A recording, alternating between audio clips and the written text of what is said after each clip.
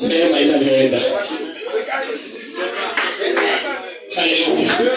Kubali tuika. Kubali kai. Haleluya. Haleluya. Nataka leo mtuone, lazima uko na mtu karibu. Yesu anapozaliwa ndani yako, sio kwamba atatoka wewe kama mimi. Hapana, lakini anaweza niingia mimi nikubadilishe. Anaweza ingia wewe unibadilishe. Anaweza ingia wewe unisongeshe hatua. Anaweza ingia kwa mtoto wako kusongesha hatua.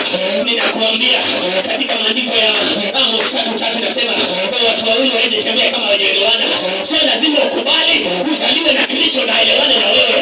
Ukubali ndio yale matendo ya maajabu yaonekane ndani yako kwa sababu mmefanya agano na yeye umekubali. Haleluya. Lazima ukubali. Amen. Watu wawili ndio wanaweza tembea pamoja wakasonga na kupiga hatua.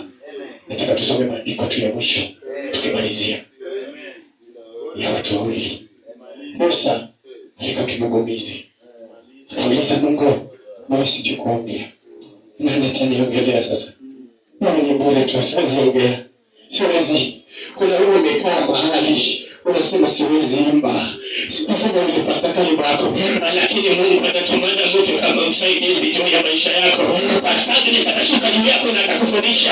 Kile neema kilicho ndani yake kitakushukia na utaimba bila kutarajia. Utaongea bila kutarajia. Maana ameteuliwa. Jinsi Musa aliuliza Mungu, nataka mtu atakayenizungumzia awe msemaji wangu. Mungu atakuletea destiny helper.